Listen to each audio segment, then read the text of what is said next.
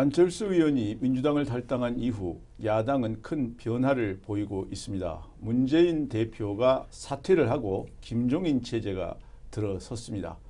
한편 여당은 이러한 야당의 분열에 대단히 기뻐하고 있습니다. 여당은 이 분열 덕에 180석 이상을 얻을 것으로 스스로 생각하고 있습니다. 야당의 변화, 재편 앞으로 어떻게 될 것인지 이걸 중심으로 해서 오늘 얘기를 나눠보도록 하겠습니다. 오늘 두 분을 모셨습니다. 이상돈 교수 모셨습니다. 네, 안녕하십니까. 김호 교수 모셨습니다. 네, 안녕하십니까. 요즘 참 재밌죠? 이런 말을 하죠. 소설보다도 더 재밌다.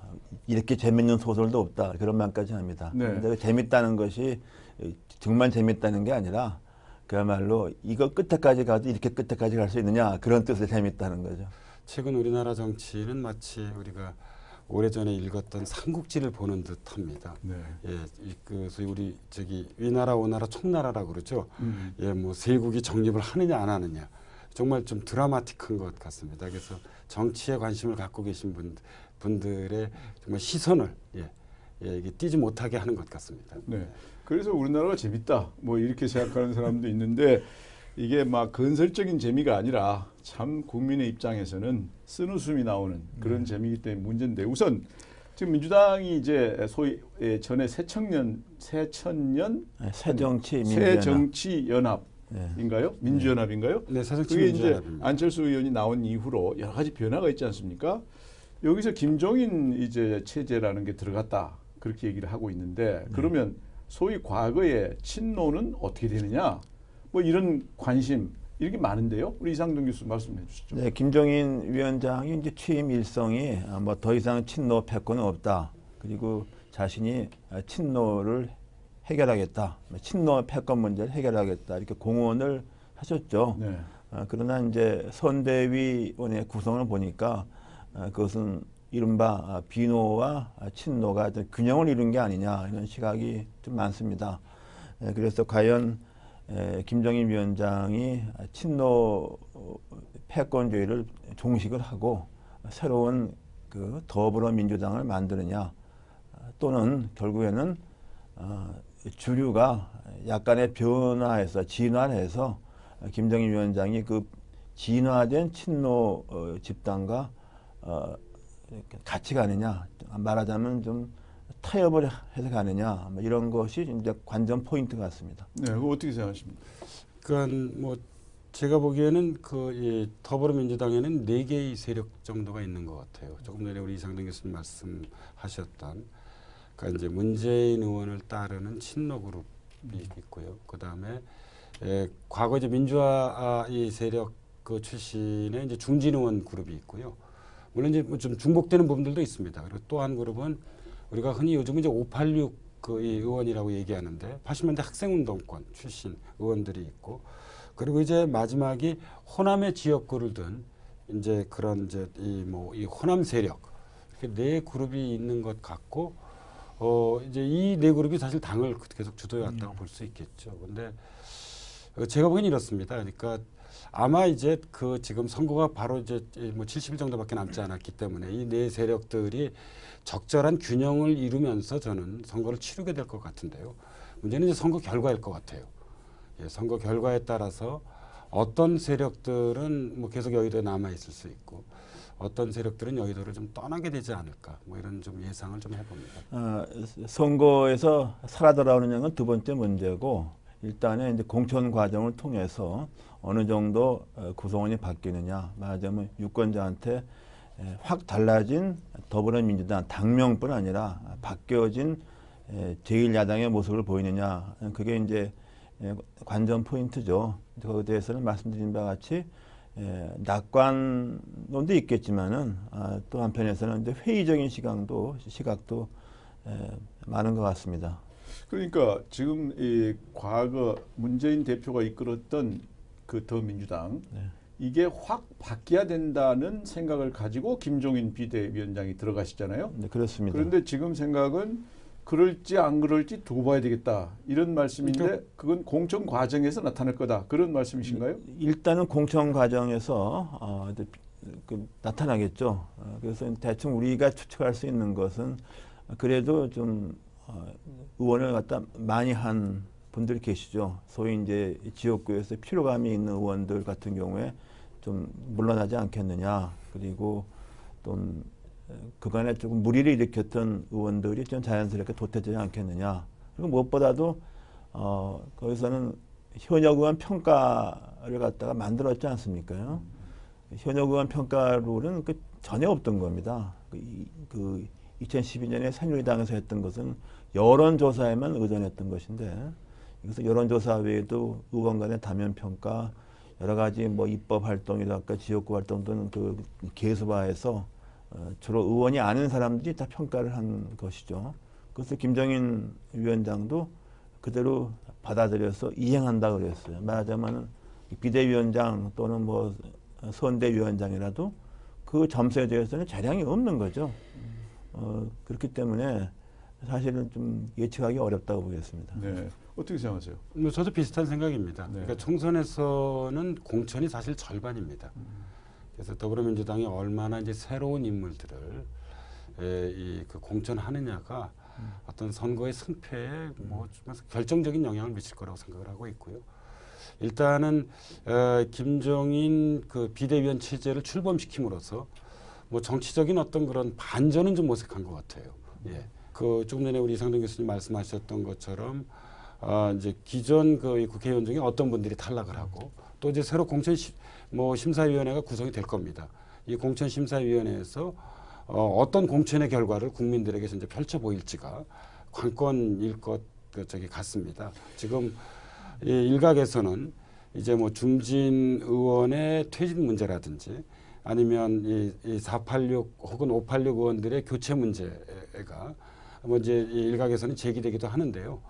뭐 이런 것들이 이제 가장 중요한 거는 핵심적인 야권 지지 계층들이 얼마나 이를 납득하고 수용하느냐가 관건이거든요. 예. 이들이 이제 얼마나 공감을 가질 것인가 이런 어떤 그런 이제 뭐 이른바 세대 교체일 수 있고요. 아니면 어떤 그런 이제 인물 교체일 수도 있는데 그게 관건일 것 같아요. 네, 근데 거기서 좀 문제가 과거와는 다른 것이 뭐 전략공천 부분도 있지만은 제일 중요한 것이 이제 현역 의원 평가 아닙니까? 그 부분에 대해서는 문재인 대표가 그 헌법처럼 그렇게 확고히 지켰어요.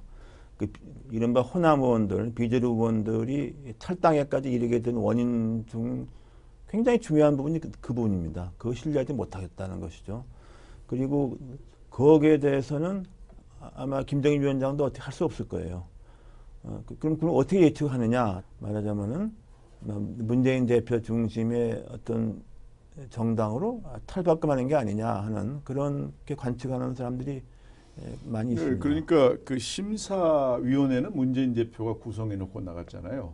정확히 얘기하면 틀은 김상우 위원장이 만들었고 그 틀에 의해서 조은 교수와 또 기타 다른 이제 위원들이 하는데 그것이 이제 이른바 호남 의원들, 비주류 의원들이 볼 때 그것이 이제 불공정하다고 보는 거죠. 그래서 이제 호남 의원들 이 사태까지 그 왔죠. 생각에는 네. 조은 위원장이 이끄는 소위 평가단, 이 평가단이 문재인 대표하고 비교적 가까운 사람이 아니냐. 네. 물론 그렇게 볼 수도 있긴 하겠지만은 뭐 이 현재로서는 뭐 이 평가위원회를 이끌고 있는 뭐 조은 교수님의 양식을 믿는 수밖에 없는 것 같아요. 예, 그 특정 계파에 유리하지 않게 객관적인 뭐 자료를 가지고 뭐 엄정하게 평가를 하실 거라고 저는 믿는 수밖에 현재는 없는 것 같고요. 그리고 두 번째로는 공천심사위원회 이제 구성이 문제일 터인데 여기에는 아무래도 이 김종인 현재 비대위원장의 어떤 그런 생각이나 의지가 많이 담겨질 것으로 현재 보입니다. 근데 지금 뭐 김종인 위원장도 이번 이제 총선을 통해서 그 정권 교체의 기반을 만들겠다고 하시겠다고 하니까 뭐 좀 긍정적 시각에서 보면 상당히 좀 객관적인 어떤 그런 특정 계파에 치우치지 않는 공천심사위원회가 구성되지 않을까 뭐 그런 기대를 해볼 수 있을 것 같습니다. 네, 그러니까 결국 김종인 위원장이 얼마나 기존 더민주당의 색깔, 체질을 바꾸느냐. 이것이 공천 과정에서 보일 것이고 또 그 결과 선거 결과에서 나타나면 결국은 이게 바뀌었냐 안 바뀌었냐는 그때 가봐야 알겠다. 예, 그래서 이제 제가 처음에 그 말씀을 드렸던 겁니다. 네, 네. 이제 모든 게 다 이제 선거 결과로서 평가를 받기 때문에요. 네. 예, 또 두고 봐야 되겠다. 예, 네, 하여튼 김종인 위원장이 잘하시길 바랍니다. 우리가 이제 안철수 의원이 나가가지고 만든 당이 국민의당인데요. 예. 이 국민의당은 옛날에도 있었죠, 이거. 이런 당 옛날에 있었지 않나요? 그때는 국민당이었을 겁니다. 그때 국민당이었습니까? 예, 네, 예. 뭐 비슷한 당이 있었던 것 같은데 이 당은 요즘 보면은 호남에 총력을 기울이는 것 같다는 느낌이 드는데요. 어떻습니까? 예, 안철수 의원이 원래부터 호남에 근거했던 정치는 아니었죠. 뭐 정치 한 처가가 역정도 호남입니다. 뭐 처가가. 일천하고 다만 이 안철수 의원이 가지고 있었던 큰 딜레마가 자기 정당을 한다고 해도 지역 기반이 없는 제3당이 굉장히 어렵고 힘든데 본인의 의사와 관계없이 호남에서 갖고 있는 그 분노가 그냥 폭발해버렸잖아요. 그러니까 이건 말하자면 우연의 일치 같은 사건 아니겠습니까? 그러니까 이제 안철수 의원으로서는 정당을 만드는 데 있어서 굉장히 좋은 기회가 된 거죠. 그러니까 어떻게 표현할 것 같으면 호남의 민심은 이제는 좀 과거의 새정치민주연합은 우린 도저히 안 되겠다. 우리 민심을 담아갈 수 있는 큰 배를 갈아타야 되겠는데 배가 준비된 게 없어요. 근데 배란간 배를 짓고 있잖아요, 열심히. 그래서 그 민심이 일단 탄 거로 좀 봅니다. 그래서 초기에 지지율이 폭발해 버렸지 않습니까? 이제 그런 좀 우연이고 계기가 있었기 때문에 안철수 의원의 어떤 새정당 시도가 가는 것 같아요. 그런데 그 후에 또 얼마 안 시간 동안에 그 지지가 굉장히 흔들렸지 않습니까? 그러니까 이제 호남에서의 지지를 굳히지 않고서는 이제 갈 수가 없다는 그 절박함이 좀 있는 것 같습니다. 그거 어떻게 생각하십니까? 이게 지금 새정치를 내세운 분이 안철수 의원인데 결국은 호남에 의존해서 정치하겠다는 건 이건 지역주의고 이게 어떻게 생각하셔야 됩니까? 두 가지를 말씀드릴 수 있을 것 같아요. 그러니까 이제 야권의 경우에서는 이제 호남이 민주화 시대를 쭉 돌이켜 보면 일종의 이제 심장과도 같은 역할을 했습니다. 근데 이제 이 심장이 약간 좀 역설적인 건데 하나는 뭐냐면 호남 없이 정권 교체도 어렵고, 그 호남 없이는 안 되는 거죠.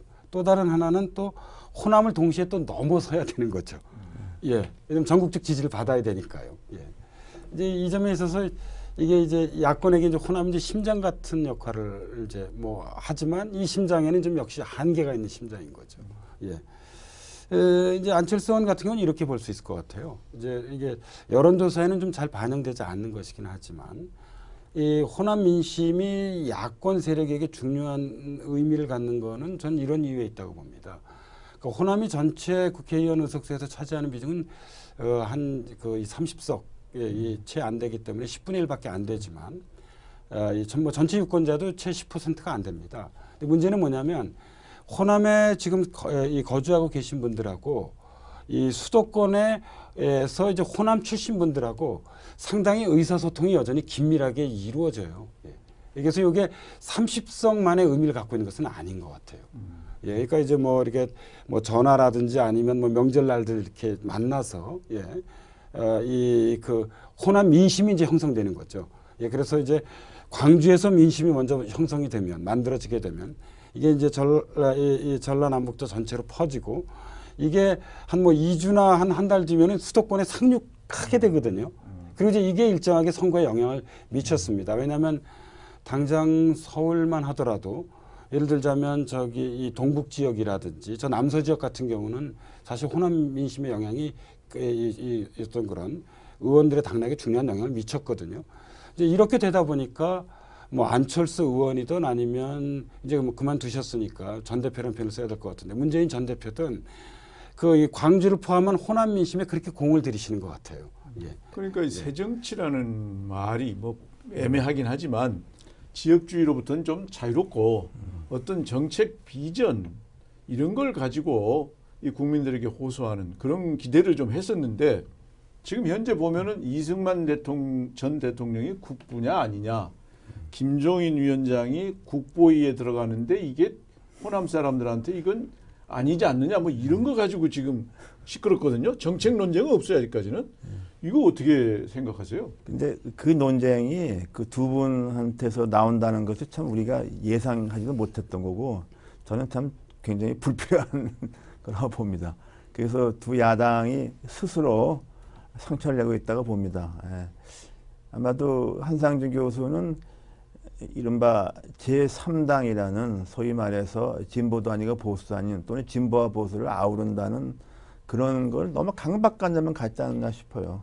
저는 그럴 필요가 없다고 보는데, 그래서 그것이 지금 창당 초에 그 논쟁이 상당히 그 상처를 줬죠.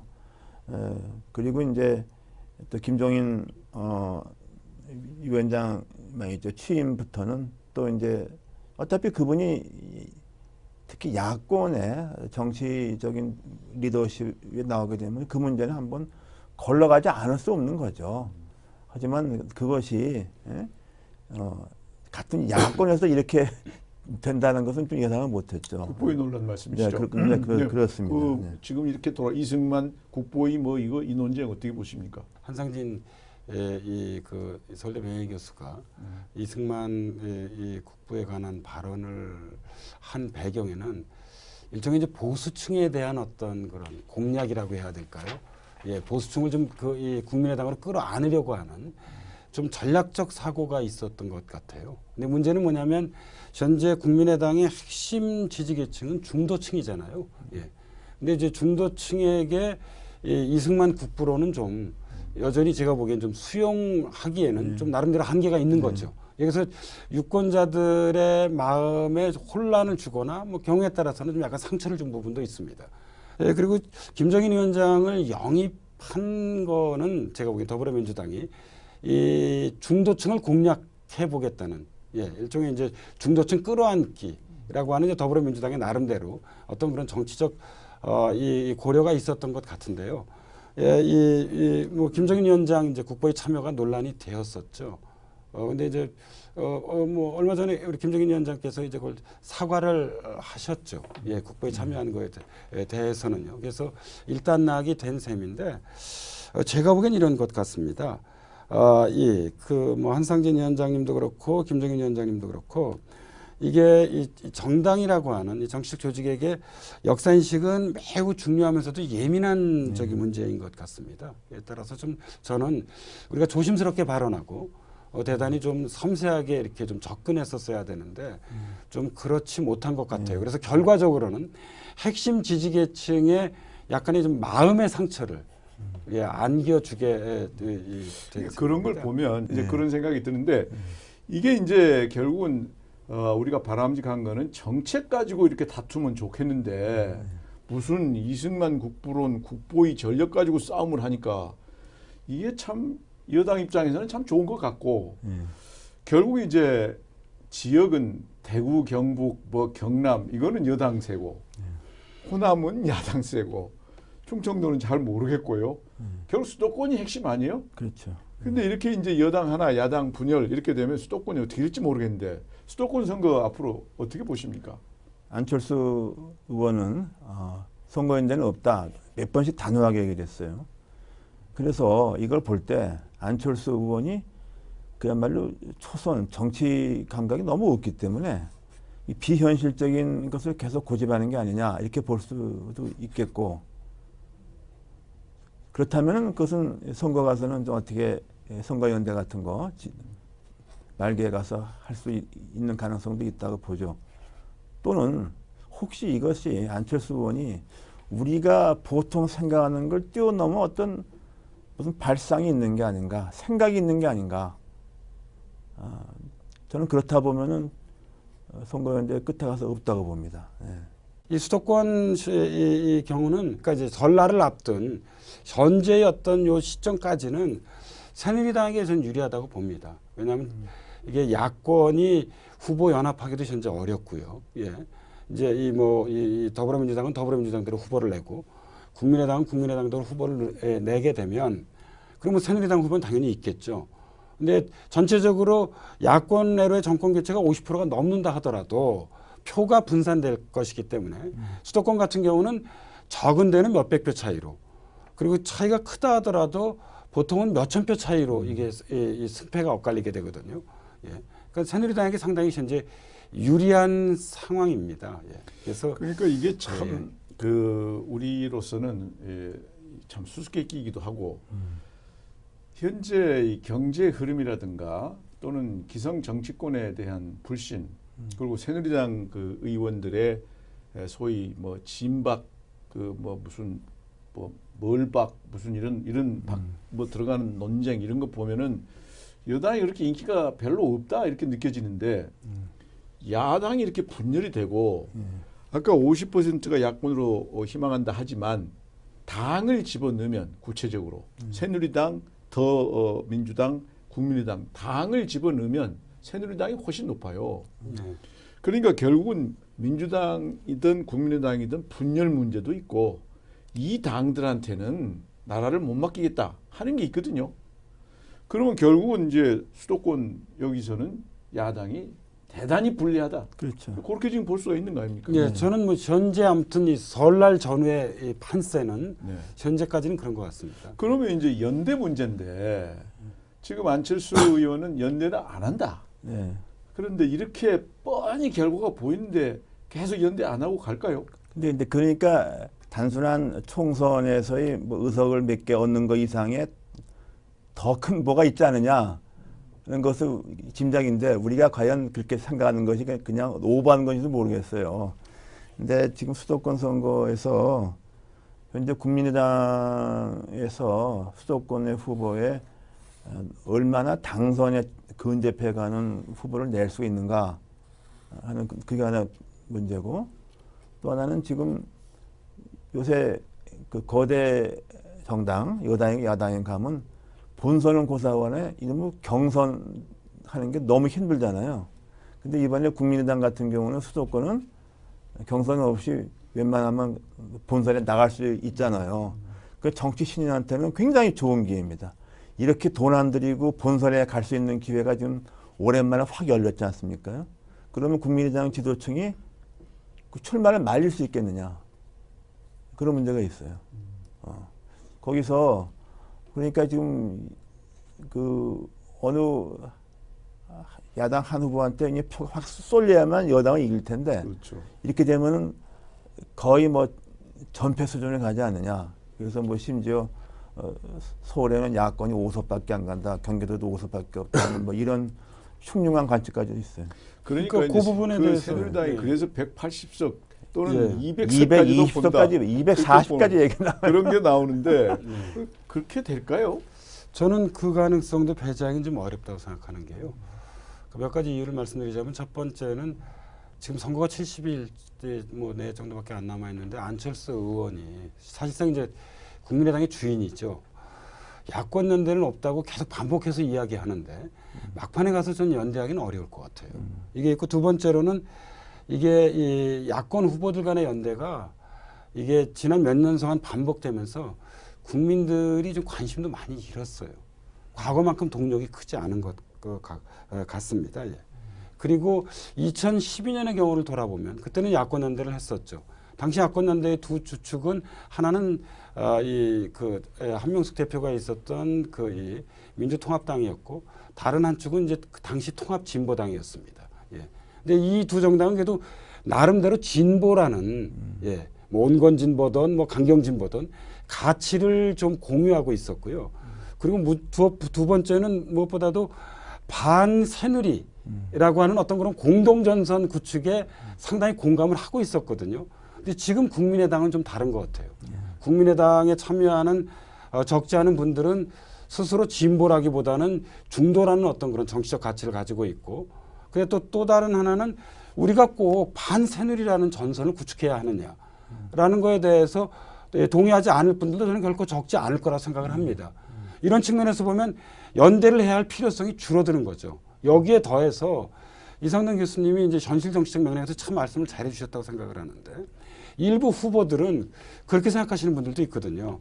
내가 이번에 당선되지 않는다 하더라도 이번 선거를 통해서 나의 인지도를 높이겠다라고 생각하는 후보들도 있을 겁니다. 이런 분들에겐 야권연대를 받아들일 수 없죠. 아마 제가 보기에는 당이 아니라 무소속으로도 출마를 하실 거예요. 이런 측면에서 보면 야권연대에 대한 국민적 관심도 계속 약화돼 왔지만 아무튼 여러 가지 이 사항을 고려해 볼 때 상당히 좀 비관적일 수밖에 없고요. 이게 비관적일 만큼 새누리당이 압도적 다수를 차지할 가능성은 높아지는 게 현재까지 아무튼 흐름인 것 같습니다. 안타까운 것은 이게 이제 정말 민주주의라고 하는 관점에서 보면 강한 야당은 대단히 중요한 조건이거든요. 그렇습니다. 강한 야당이 있어야 사실은 뭐 여당이든 정부든 계속 지속적인 어떤 그런 개혁과 어떤 혁신, 쇄신을 하게 되는데요. 좀 걱정입니다. 이러다가 이번 총선의 결과가 정말 아주 강한 여당 하나와 어떤 그런 좀 약한 뭐 야당 여럿이 등장하게 되면 이게 사실 한국 민주주의가 더 공고화되는 것이 아니라 계속 이런 좀 약간 미성숙한 상태로 지속될 가능성도 배제하기 어려운 만약에 거죠. 이번에 여당이 그렇게 압승을 한다. 그러니까 뭐 180석 이상 200석 가게 되면 개헌도 가능하고 이원 뭐 집정부라고 뭐 했나요? 그 친박계 어느 분이 얘기한 것 같습니다만 뭐 이런 것도 가능하게 되나요? 그러니까 이제 180석을 넘어버리면은 이제 그야말로 그 입법 독재가 가능해지는 것이죠. 국회 선진화법을 바꾸지 않아도 그야말로 무소불위의 입법권을 갖다 행사할 수 있고 이제 200석도 넘게 되면은 의석으로 볼 때는 개헌안 통과도 가능하죠. 그러나 개헌은 그렇게 쉽지가 않지 않습니까? 그렇게 되다가 이제 그러면 대충 박근혜 대통령 임기가 4년이 지나가죠. 되게 임기 5년 차가 이렇게 무사히 가는 대통령이 과거에 별로 없지 않았느냐. 그러면 이제 거대한 여당에서도 불협화음이 심하게 나올 것이다 하는 것이고 또 하나는 안철수 의원의 속마음을 우리가 알 수가 없어요. 도대체 말이 없는 사람이기 때문에 안철수 의원의 생각이 우리가 생각하듯이 그야말로 그 단순하게 이걸 보는지 아니면은 자기가 좀 더 큰 뭐가 목적이 있는지 어쩌면 그런 것까지도 의도한 게 아니냐. 말하자면은 야당을 한번 흔들어야 되겠다 야권을 총선에서 참패하더라도 그러면 호남을 지키고 또 어쩌다 보면 수도권에서 나오지 않습니까? 그렇게 되면은 어떤 그 총선 이후에 정계 개편의 중심에 있지 않느냐 뭐 그런 계산까지 있는지 모르겠어요. 저는 이제 안철수 의원을 생각 알 수가 없으니까 왜냐하면 너무 단순하게 보기엔 이게 너무 이 게임이 안 되는 거잖아요 도대체. 보이는 너무 보이니까. 그러니까 심지어 이제 이런 해석도 하는데 문제는 그 국민의당에 있는 의원들도 안철수 의원하고 깊은 대화를 하는 사람이 없습니다. 거기서 가지고 있는 아이디어가 지금 없는 것이고 현재 탈당한 의원들은 당장 급한 게 자기 당선이에요. 이게 호남이 이제 몇십 년 만에 진짜 본선이 있는 거예요. 호남에서 진짜 본선이 이게 얼마만입니까 이게 도대체. 그전까지는 본선이 없었잖아요. 그렇죠. 공천이 끝이니까. 대구하고 똑같죠. 예, 지금 호남 의원들은 그야말로 그 사상 최초의 우리가 기억하는 87년 이후에 최초의 본선 처음 하는 거기 때문에 정신이 없죠. 그러니까 대구는 여전히 그냥 단일로 가는 거고 네. 광주는 공천이 되는 거고 뭐 그렇게 되는 셈인데 광주 본선이 있는 거죠. 본선이 있는 거고. 근데 김호 교수는 개인적으로 안철수 의원을 좀 아시잖아요. 아니요, 사실은 이 큰 뜻을 갖고 지금 움직이시는 것 같아요. 그냥 뭐 단순한 것 같아요. 아니 잘 모릅니다. 제가 이제 2012년 대선 당시에 그때 안철수 후보 캠프에서 정치혁신 포럼 대표를 맡기는 했었는데요. 대선 이후에는 뭐 거의 소통이 없었고요. 모르는 상태에서 정말 지금 이상돈 교수가 생각하고 있는 그런 큰 뜻을 갖고 계실 것 같아요. 아닐 것 같아요, 그냥. 그것도 잘 모르겠습니다. 다만 근데 한 가지 제가 말씀드릴 수 있는 것은 저는 어떤 형태로든 이번 총선 이후에 이 상당한 경우에 따라서는 대규모의 정계 개편이 이루어질 가능성이 있다고 보는 것이고요. 아마 정치 리더들도 교체될 가능성도 좀 배제하기는 좀 어려운 것 같아요. 그래서 한국 정치의 판이 새롭게 짜이는 예, 그 중요한. 정의 개편의 내용이 되게 어떻게 될 것 같아요? 그러니까 뭐 두 가지로 나눠볼 수 있죠. 뭐냐면 이 야권이 120석 이상을 모두 다 합해서 예, 얻게 된다면, 예를 들어 180석을 저지하게 된다면, 저는 뭐 지금 체제가 상당 부분 계속 좀 계속까지. 지속될 가능성이 큰데요. 새누리당이 180석을 넘게 얻게 된다면, 예, 이른바 야권발 정계 개편이 이루어질 가능성도 있을 것 같고요. 예, 그때는 아마 조금 전에 이상돈 교수님께서 말씀하셨던 것처럼 뭐 여야를 넘나드는 정계 개편도 저는 예상해 볼 수 있다고 생각을 하고 그럼 있습니다. 여권에서 탈락된 분들이 야권으로 갈 수 있다 그런 말씀이신가요? 뭐 그럴 가능성도 있지만 그 반대의 가능성도 있죠. 야권에서 탈락한 분들이 여권에 갈 수도 뭐 있지 않나 그런 생각을 좀 해보고요. 예, 예. 왜냐하면 이제 총선 이후는 사실상 이제 대선을 향해 달려가는 경주가 시작되는 것이거든요. 예. 근데 뭐 예상컨대 그 문재인 전 대표도 달려갈 것이고요. 그다음에 이제 안철수 현재 의원도 달려갈 것이고, 또 이번 총선을 통해서 아무튼 뭐 기사에 희생한, 예, 뭐 예를 들자면 뭐 대구에서 김부겸 의원이 예, 살아서 돌아오게 된다면 저는 역시 달려갈 것이라고 생각을 듭니다. 그리고 또 현재 장외의 가장 강력한 주자라 할 수 있는 이 반기문 현재 유엔 사무총장도 뭐 아무튼 대선에 대한 어떤 이 자신의 생각을 표명할 가능성이 있습니다. 저는 이러면서 이 어떤 정계 개편의 가능성이 상당히 커질 것이라고 보는 편이죠. 이제 그러나 이제 새누리당이 예를 들자면 180석, 경우에 따라서는 200석을 넘게 된다면 현재 정치를 주도하던 리더들이 뭐 계속해서 활동하기는 좀 어려울 것 같아요. 그래서 이제 이게 200석을 넘느냐, 새누리당이 180석을 넘느냐, 아니면은 그냥 뭐 150석을 그냥 뭐 간신히 넘느냐. 뭐 경우에 따라서 아까 뭐 말씀하신 150석이 안 될 수도 있지만 현재 이건 정책의 예, 리더라는 게 여권 얘기니까 야권 리더 말입니까? 저는 양쪽 다를 포함하는 것입니다. 양쪽 다. 예. 근데 여권은 180석이 넘으면 리더십이 타격 받을 게 없잖아요. 별로 그러니까 근데 이제 선거는 또 가봐야 하는 것이죠. 그러니까 예, 한국 선거는. 180석 넘으면 예. 문제 없는데 네. 150석 뭐 그 정도밖에 안 되면 여권도 리더십의 변화가 있을 수 예, 있다. 예, 그럴 수 그런 있다고 볼수 얘기가 있죠. 되는데 그 리더십이라는 게 당 대표 얘기겠죠? 이제 당 대표하고 지금 뭐 이렇게 지금 이제 유력한 지금 김무성 대표라는 이제 대권 주자가 있는 것이고요. 그다음에 지금 뭐 이번에 살아서 돌아오게 된다면 뭐 오세훈 전 서울시장이나 아니면 남경필 경기도지사나 유승민. 예, 또 유승민 현재 의원이나 이런 분들이 이제 제가 보기에는 이번 총선 결과에 따라서 약간의 그 위상들이 달라질 수 있습니다. 달라진 위상 사이에 장애 주자라고 할 수 있는 반기문 유엔 사무총장까지를 포함해서 어떤 그런 내부 경쟁을 전 벌이게 될 거라고 생각을 합니다. 저는 그거는 개인적인 걸 개개인을 떠나서 저간에 새누리당이 압승하는 것은 난 분명하다고 봐요. 그 안철수 의원이 선거연대는 뭐 하지 않을 것으로 보고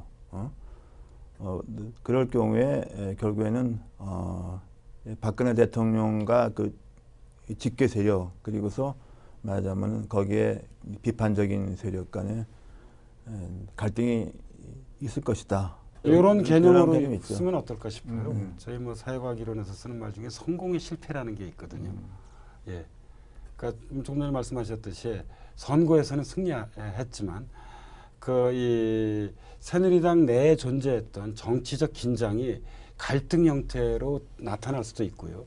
이게 이제 대선이라고 하는 목표가 가까워지면 가까워질수록 그 갈등이 상당히 격렬한 양상으로 표출될 가능성을 완전히 배제하기 어려운 것 같아요. 근데 이게 항상 야권하고 연동되어 있어요. 야권이 너무 지리멸렬하게 되면 여권의 분열 가능성이 커지는 거고요. 야권이 강력하게 되면 우리나라 같은 경우에는 여권이 이게 그 단일 대우를 유지하게 돼 있죠. 그럼 현재로 보면은 정치는 참 상대적인 것 같습니다. 그러니까 현재로 보면은 여권 대승이 예상이 되고 그런 가운데 여권 내부에서 대통령께서 심판을 요구했던 사람들이 일부 당선이 돼서 오면 그러면 여권도 좀 분열될 가능성도 있다. 뭐 그렇게 볼 수 있나요? 근데 이런 것 같습니다. 그러니까 이제 아주 원론적 얘기인데요. 보수 세력은 대체적으로 이제 이익을 중시하잖아요. 근데 이익을 중시하는 사람들은 잘 이렇게 나눠지지 않더라고요. 갈등이 있다 하더라도 봉합을 좀 많이 하는 편이고요. 그리고 진보 세력 같은 경우에는 가치를 중시하잖아요. 근데 가치를 중시하시는 분들은 이게 가치가 다르다고 생각하면 정말 이게 나뉘어지게 되는 거거든요. 현재 한국 야권은 그게 그대로 나타나게 된 겁니다. 예, 중도적 가치를 중시하는 국민의당, 온건 진보적 가치를 중시하는 더불어민주당, 그다음에 강경 진보적 가치를 중시하는 지금 정의당이 그대로 공존해 있는 것이거든요. 이제 이런 보수와 진보의 어떤 그런 정치 문화적 차이도 일정한 영향을 미치는 것으로 보입니다. 보수도 가치를 중요시하는 또 보수도 있어요. 아, 예, 있죠. 예, 예, 예. 뭐 끝으로 좀 한 네. 말씀 해주시죠. 예. 지금 뭐 현 단계에서 모든 걸 이렇게 판단하기 좀 어려운데 저는 그 우리 국민들이 어떤 여당의 총선에서 압승 그리고서 심지어 정권 연장선에 있다고 보는 뭐 개헌 뭐 그런 걸 용납할 정도 어려서지 않다고 봅니다. 그리고 여당이 대선을 거두더라도 그야말로 유효 투표에서 굉장히 소수로 대승을 거두는 것이죠. 매우 불안한 대승이고 거기에 대한 반작용, 역풍이 난 있을 거라고 봅니다. 끝으로. 저도 한 말씀 드려보자면 저는 눈여겨봐야 될 것 중에 하나가 투표율인 것 같아요. 2008년에 투표율은 46%를 겨우 넘었고요. 그리고 이제 2012년 총선에서는 54%를 겨우 넘었거든요. 근데 사실 민주주의가 제대로 작동을 하려면 전체 국민의 한 3분의 2 정도가 최소한 사실 그 투표에 참여하는 게 바람직하죠. 이번에 예상컨대 이번 이 총선의 투표율은 아마 요 46%와 54% 사이에 놓여 있을 전 가능성도 제법 크다고 보는 편이거든요. 예, 그래서 일각에서는 이런 이야기도 하더라고요. 혹시 이번에 투표율이 20대는 20%대, 30대는 30%대, 40대는 40%대, 50대는 50%대, 뭐 60, 70대는 60, 70%대 이런 뭐 좀 약간 현재 낮은 투표율에 대한 좀 자조어린 이야기도 있는데 저는 뭐 여권의 표를 던지든 야권의 표를 던지든 투표율이 좀 올라갔으면 좋겠습니다. 아시아의 민주주의를 선도한 게 바로 우리 대한민국인데 이렇게 낮은 투표율로서는 국회의원들이 국민들을 온전히 대표한다고 보기 어려울 것 같고요. 예, 이게 투표율이 높아야 국회의원들도 국민을 더욱 두려워하거든요. 네, 예, 그래서 좀 이런 문제를 좀 말씀드리고 역설적으로 이번에 총선 투표율이 낮을 수가 있어요. 유권자들이 오히려 의도적으로 투표장을 거부하는 현상도 있을 수 있겠죠. 그래서 그것이 의사표시죠. 사실 그게 제일 우려스럽더라고요. 이게 최악입니다. 이게 지금 상황. 예, 왜냐하면 이렇게 제가 이렇게 여론조사에 잡히지 않는 이제 오가면서 뭐 이렇게 이제 주위 사람들하고 이야기를 좀 덜어 나눠 보면 선거에들 정말 관심이 없으시더라고요. 그러니까 정치와 연관된 직업의 분들은 선거에 관심이 많습니다. 네, 네. 연일 우리가 신문 방송을 보면 매일 정치 뉴스를 쏟아내고 있지만 이 젊은 세대를 포함해서 일반 시민들은 그렇게 높지 않더라고요. 그러니까 이제 왜 이렇게 우려스럽습니다. 됐느냐. 이게 이제 다른 이슈입니다만은 정치인들 많이 바꿔봐도 뭐 잘못한다고 바꿔봐도 잘한다는 사람 해줘봐도 변한 것도 없고 계속 뭐 별로더라. 정치판 자체에 대한 불신 아닙니까 지금? 네, 그렇죠. 그렇죠. 네. 그러니까 이게 바뀌지 않으면은 그래서 사람들이 무관심해서 냉소적이고 투표도 안 하고 이렇게 되면 우리가 바람직하지 못하다고 생각하는 사람들이 계속 정치를 하게 되고 그 사람들의 자질이 떨어지기 때문에 정치는 계속 엉망이고 그래서 투표는 해야 됩니다. 우리 젊은이들 요즘 거의 절망적이죠. 이 절망을 희망으로 바꾸려면 젊은 여러분들 적극적으로 투표에 참여해야 됩니다. 공천과 그리고 투표 그 결과에 따라서 우리의 미래가 결정될 겁니다. 우리 얼마 남지 않는 기간 동안 열심히 살펴보고 국가 미래를 위해서 바람직한 결과가 나오기를 바랍니다. 오늘 두 분 고맙습니다. 네, 감사합니다. 감사합니다.